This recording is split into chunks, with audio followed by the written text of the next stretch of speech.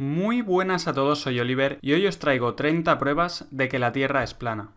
1. Si la Tierra fuera una esfera, deberíamos poder observar su curvatura en el mundo físico real. Sin embargo, todas las pruebas y experimentos que se han realizado para intentar detectar esta supuesta curvatura han dado un resultado nulo. El modelo heliocéntrico oficial dice que la Tierra es una esfera de 40.000 kilómetros de circunferencia. Si esto fuera cierto, el horizonte debería desaparecer de la vista a un ritmo de 8 pulgadas por cada milla de distancia al cuadrado. Samuel Birley Robotham, inventor y escritor inglés, explica este principio en su libro Zetetic Astronomy, Earth Not a Globe. Si la Tierra es un globo de 40.000 kilómetros de circunferencia, la superficie de todas las aguas debe presentar cierto grado de curvatura, ya que cada parte debe ser un arco del círculo total terrestre. Desde la cima de cualquiera de estos arcos habrá una curvatura o caída de 8 pulgadas en la primera milla de distancia. En la segunda milla habrá una caída de 32 pulgadas, en la tercera milla 72 pulgadas y así sucesivamente. La fórmula para calcular la curvatura desde el nivel del mar es 8 multiplicado por la distancia en millas al cuadrado. En cambio, si el observador se encuentra en un punto superior al nivel del agua,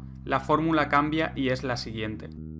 En Cambridge County, Inglaterra, hay un canal artificial de 32 kilómetros de largo llamado Old Bedford. Samuel Robotham puso allí un barco con una bandera a 1,5 metros por encima del nivel del agua. El barco navegó hasta Welney Bridge, a 9,6 kilómetros en línea recta desde donde se encontraba Robotham. Este se colocó en medio del canal con un telescopio que estaba a 20 centímetros sobre el nivel del agua. Robotham miró por el telescopio y comprobó que el barco y la bandera eran perfectamente visibles durante todo el trayecto. Si la Tierra fuera un globo de 40.000 kilómetros de circunferencia, la trigonometría esférica dicta que la punta de la bandera que había en el barco, situada a 1,5 metros sobre el nivel del agua, hubiera estado escondida detrás de 3,5 metros de curvatura. Sin embargo, ese no fue el caso, sino que la bandera pudo ser observada en su totalidad a lo largo de los 9,6 kilómetros. Robotham realizó más experimentos similares en el canal y concluyó que no había ninguna curvatura en la superficie terrestre. Hoy en día hay miles de vídeos en YouTube replicando este experimento, y todos muestran objetos en la distancia que no deberían ser visibles si la Tierra fuera una esfera de 40.000 kilómetros de circunferencia.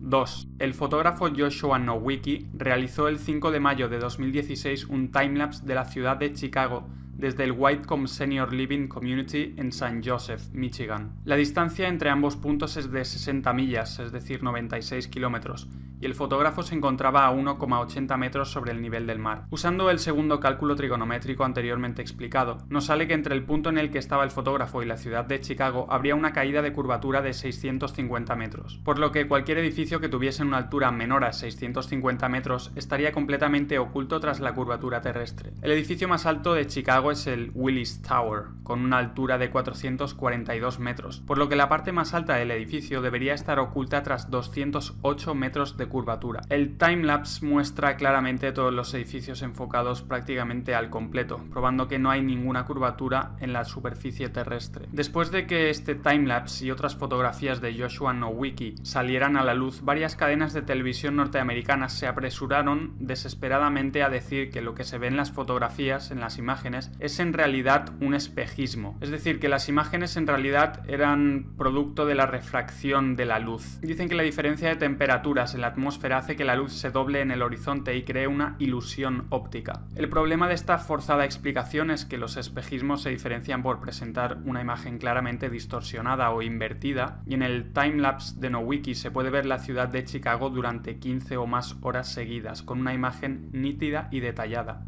3. Desde la costa de Ohairo Bay, en Nueva Zelanda, se pueden ver y fotografiar las montañas de Kaikoura, que están a 130 kilómetros de distancia. Si la Tierra fuera una esfera de 40.000 kilómetros de circunferencia, la curvatura terrestre taparía unos 1.500 metros de estas montañas. 4. Desde la isla de Oahu se puede ver la isla de Kauai, tal y como confirma Terry Robinson con numerosas fotografías y grabaciones tomadas a 60 metros sobre el nivel del mar. La distancia entre ambas islas es de 174 kilómetros, y el punto más elevado de Kauai es el pico Kawaikini a 1.598 metros sobre el nivel del mar. Una vez calculada la supuesta caída de curvatura que tendríamos que observar, nos salen 2.354 metros, por lo que desde Oahu no se podría ver nada que estuviera en la isla de Kauai y que no estuviera por encima de los 2.354 metros. Sin embargo, el punto más alto, el pico Kawaikini, está a tan solo 1.598 metros, por lo que faltarían 756 metros para que pudiera ser visto desde Oahu.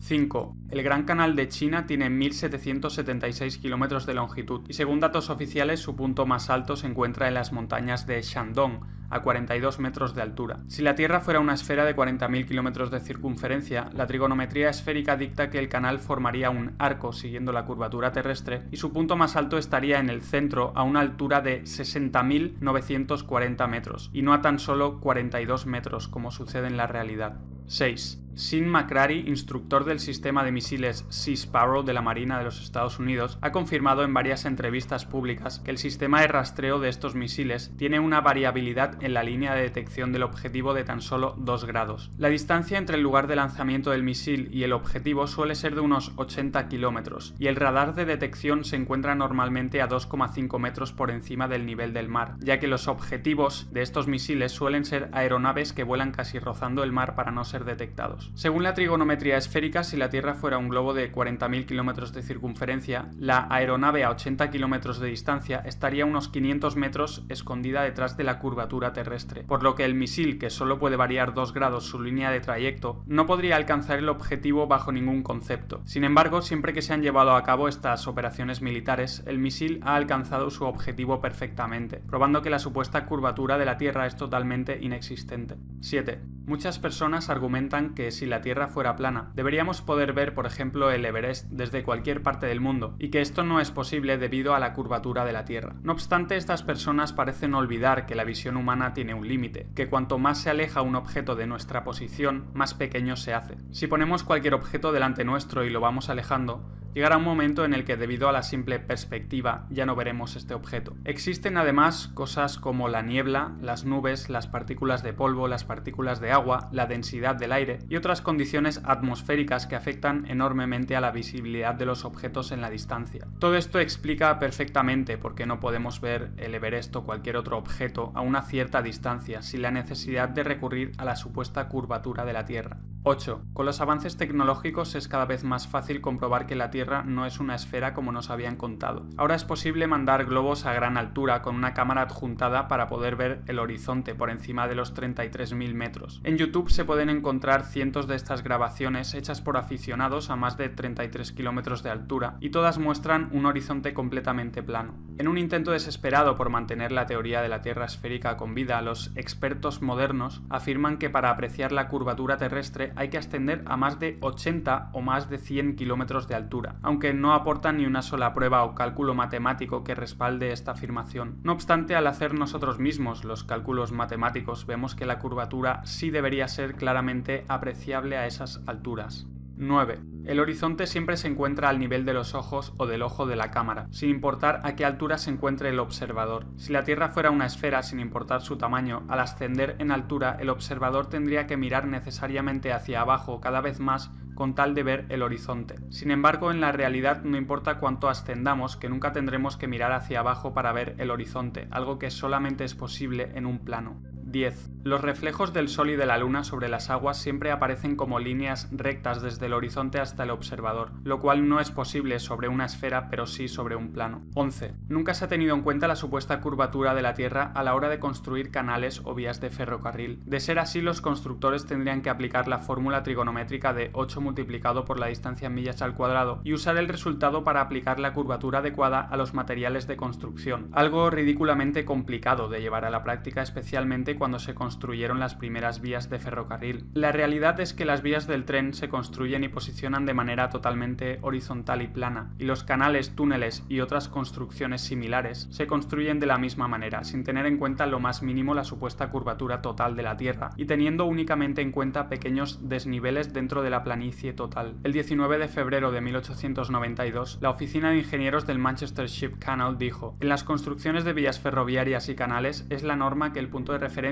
para todas las superficies sea una línea horizontal. En la práctica, a la hora de planificar y realizar obras públicas, no se tiene en cuenta ninguna curvatura de la Tierra. En el Birmingham Weekly Mercury del 15 de febrero de 1890, un ingeniero con 30 años de experiencia escribió sobre su trabajo con vías ferroviarias. Es bien sabido entre los profesionales del sector que los cálculos y procesos que harían falta para incluir la curvatura de la Tierra en nuestras construcciones son imposibles de llevar a la práctica. Todas nuestras locomotoras están diseñadas para viajar sobre una superficie plana. Claro que hay ciertos desniveles aquí y allí, pero siempre son minuciosamente definidos y deben ser atravesados con cuidado. Cualquier cosa parecida a una curvatura de 8 pulgadas multiplicado por el cuadrado de la distancia en millas no sería sostenible para ninguna máquina existente. Solamente podemos reírnos de la gente que nos felicita por llevar a cabo tales proezas, como hacer circular trenes sobre una superficie esférica. Las curvas en una superficie plana horizontal ya son suficientemente peligrosas, las curvas en vertical serían 1000 veces peores y físicamente imposibles de sobrellevar, teniendo en cuenta cómo se construyen las vías. El ingeniero W. Winkler escribió en el Earth Review de octubre de 1893 lo siguiente: como ingeniero con muchos años de experiencia, veo que la absurda idea de tener en cuenta la curvatura de la Tierra solo está presente en libros de texto. Ningún ingeniero soñaría con tener en cuenta algo así. He proyectado muchos kilómetros de vías ferroviarias y de canales, y la curvatura de la Tierra jamás ha sido ni pensada ni tenida en cuenta.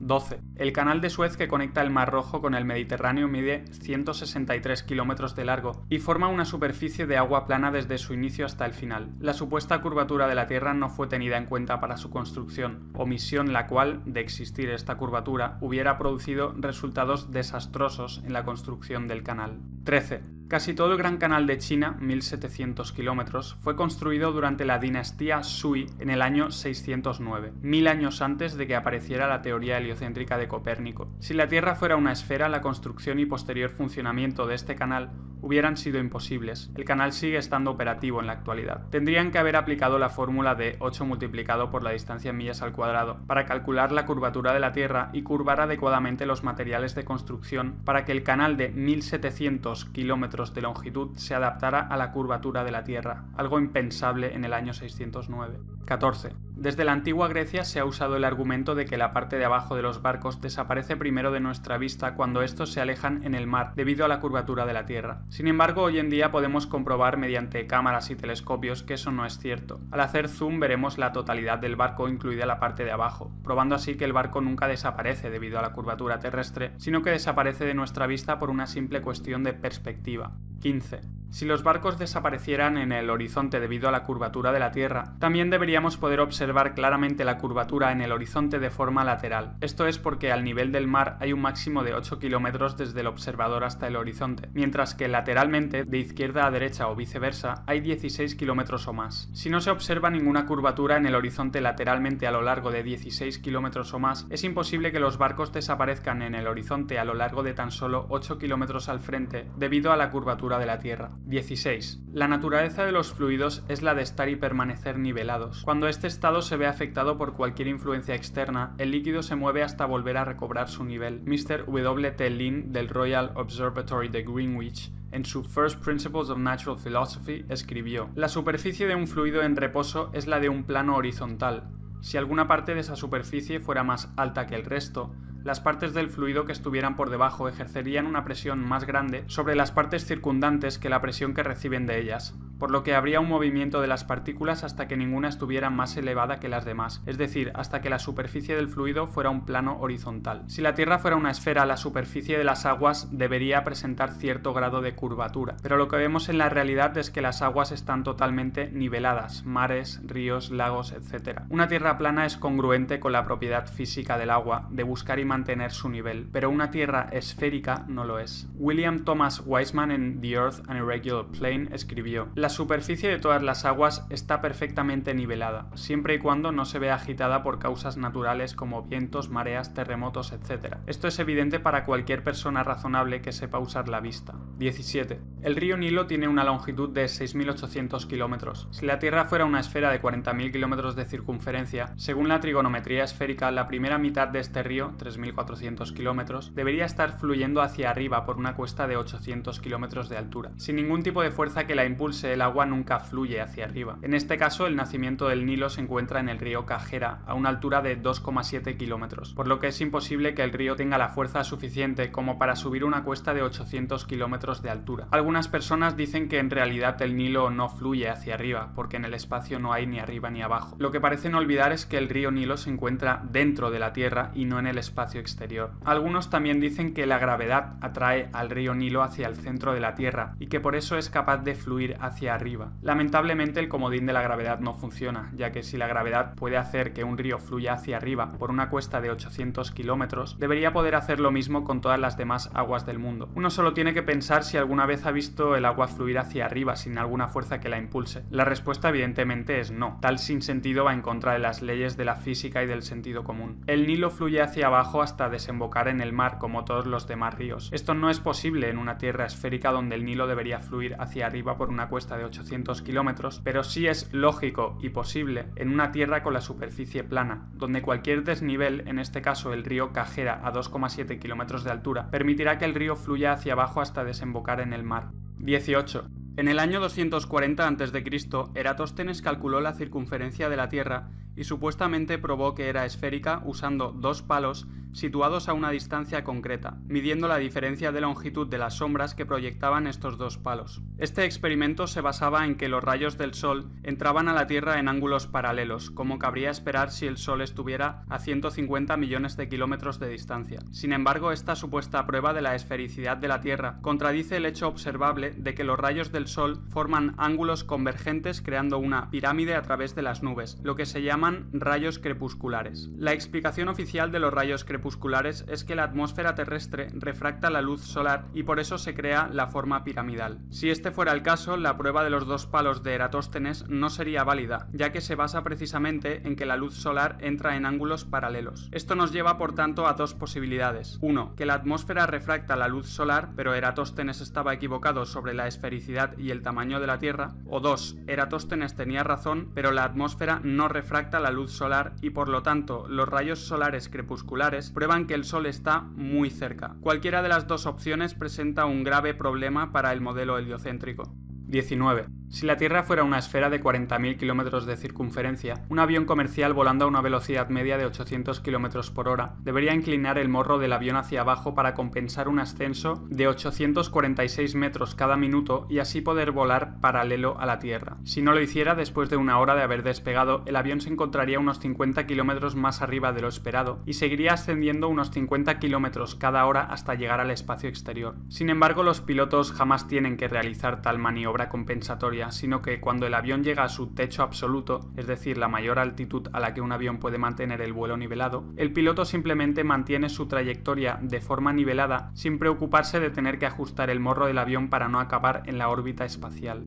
20. Muchos vuelos comerciales realizan rutas que no tienen ningún sentido en el modelo de la Tierra esférica, dando vueltas enormes y ridículas en vez de escoger el camino más corto en línea recta para ir de una ciudad a otra. Ejemplos de estos vuelos son los de Seattle-Dubái, Londres-Tokio, Moscú-Los Ángeles, Moscú-Nueva York, San Diego-Londres, San Francisco-Múnich, Tokio-Frankfurt o Toronto-El Cairo. Sin embargo, estas rutas ridículas e inexplicables en el modelo esférico tienen todo el sentido del mundo cuando son proyectadas sobre el mapa de la Tierra plana, donde vemos que en realidad son líneas rectas entre las ciudades mencionadas. 21. Un argumento común usado en contra de la teoría de la Tierra plana es el de decir que los vuelos en el sur no cuadrarían en el mapa plano. Por ejemplo, los vuelos de Santiago de Chile Auckland o Santiago de Chile Sydney, en vez de tardar 13 o 14 horas, tardarían el doble o el triple en el mapa de la Tierra plana, ya que en este mapa parece que las dos destinaciones estén muy separadas. Sin embargo, esta afirmación es completamente errónea, ya que el mapa de la Tierra plana, el mapa de Gleason o azimutal, es equidistante. Esto quiere decir que cada celda que se ve en el mapa representa la misma longitud y anchura que las demás celdas, por lo que las celdas que parecen tan grandes en la parte exterior del mapa, es decir, en el sur, en realidad son iguales a las que hay en el centro, es decir, el norte. Cada celda en el mapa representa unos 1.300 kilómetros de ancho y 2.500 kilómetros de alto. Una vez sabido esto, vemos que la distancia entre Santiago de Chile y Auckland es de 9.700 kilómetros en ambos mapas, por lo que los tiempos de vuelo en el sur cuadran perfectamente en el mapa de la Tierra plana.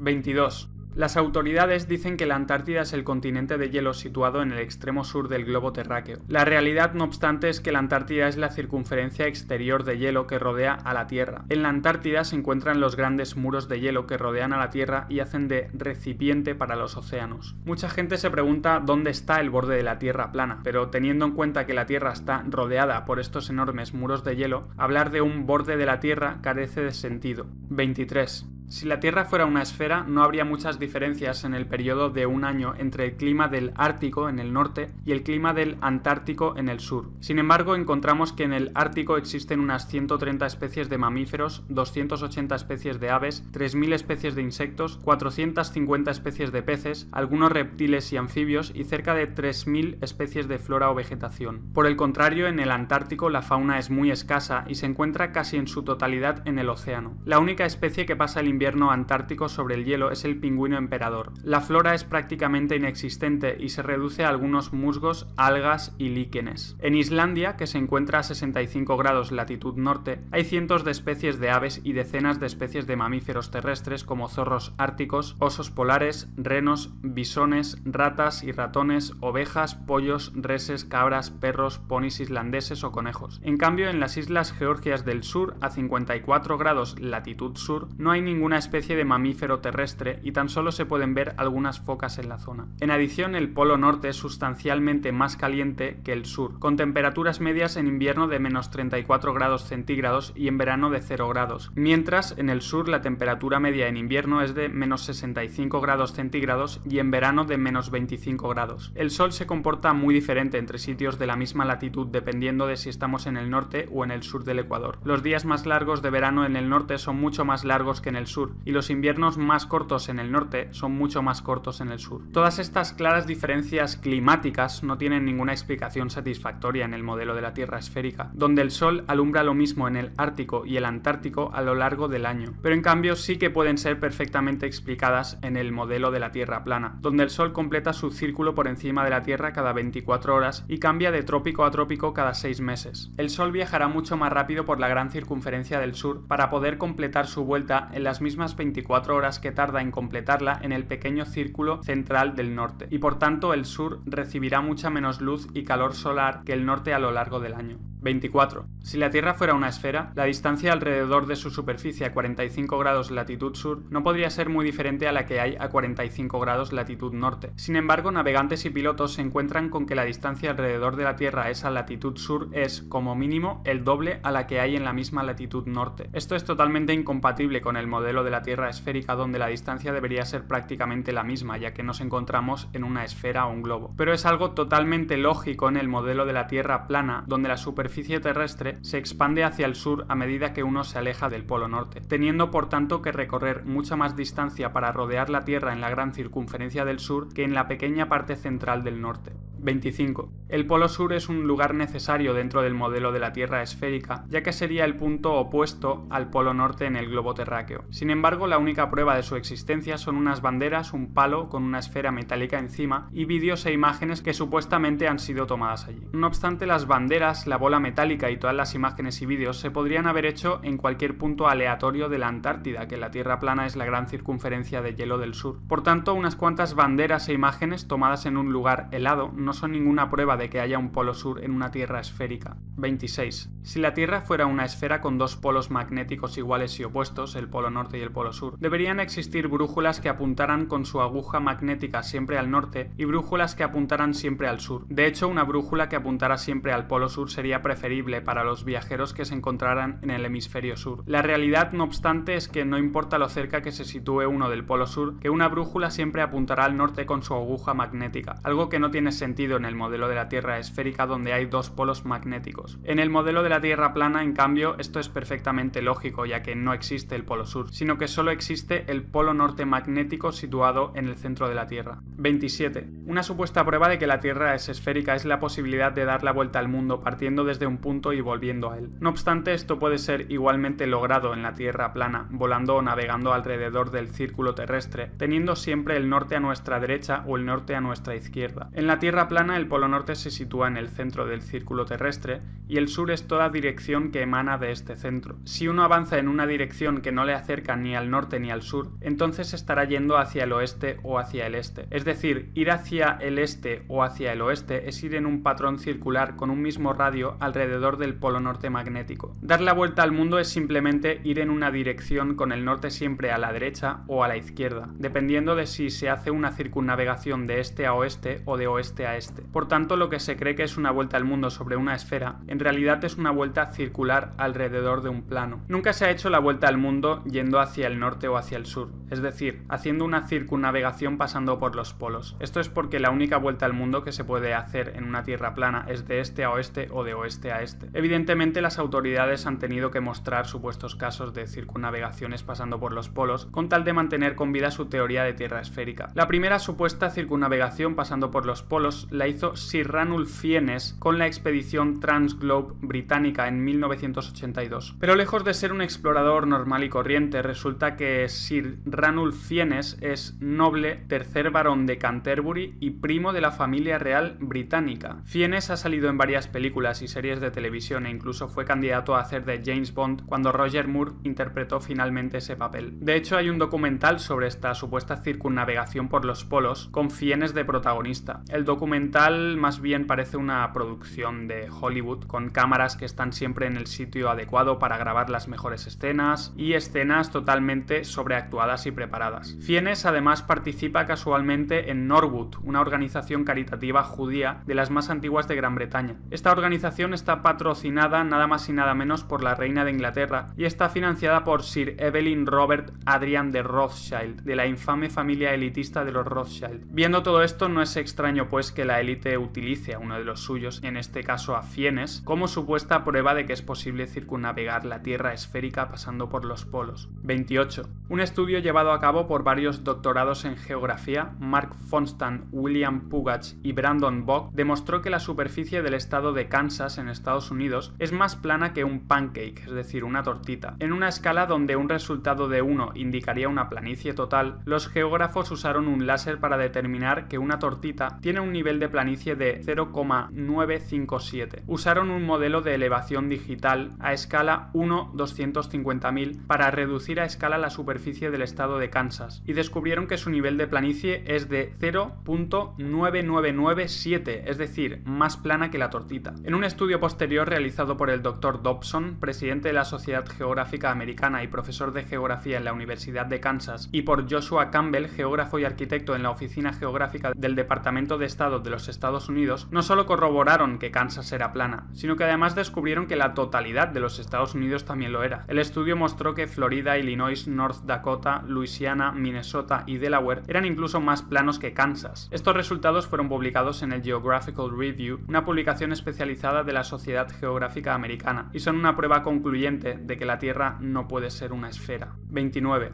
En el año 2012, Felix Baumgartner realizó un salto patrocinado por Red Bull, en el que batió varios récords al lanzarse en caída libre desde los 39.000 metros de altura, después de haber ascendido en globo tripulado a la estratosfera. Muchos dicen que la grabación de este evento es una prueba de que la Tierra es esférica, ya que la cámara que había en el exterior del globo tripulado mostraba una Tierra con una gran curvatura en el horizonte. Sin embargo, la curvatura que muestra la grabación, demasiado exagerada incluso para el modelo esférico, se debe a que la cámara era una GoPro que usaba la lente ojo de pez, la cual curva la imagen de una forma muy notoria. Por el contrario, la cámara que había en el interior del globo tripulado usaba una lente normal y mostraba un horizonte completamente plano y al nivel de los ojos a una altura aproximada de 39.000 metros, probando que el horizonte en realidad es totalmente plano. 30. El modelo oficial también afirma que debajo de la superficie terrestre hay varias capas: la corteza, el manto superior, el manto, el núcleo externo y el núcleo interno. Sin embargo, la existencia de estas capas se vuelve altamente improbable, teniendo en cuenta que la mayor excavación que se ha realizado en la historia de la humanidad es la del pozo superprofundo de Kola, a una profundidad de tan solo 12.262 metros. ¿Cómo pueden saber lo que hay más allá de esa profundidad? Lo cierto es que no lo saben, y la única razón por la que creemos que vivimos en una esfera con un núcleo en el centro es porque lo hemos visto en dibujos y gráficos hechos por ordenador. Si eres nuevo al canal, suscríbete, ya que seguiré hablando sobre estos temas. Y como siempre, muchas gracias a todos por estar ahí y hasta el próximo vídeo.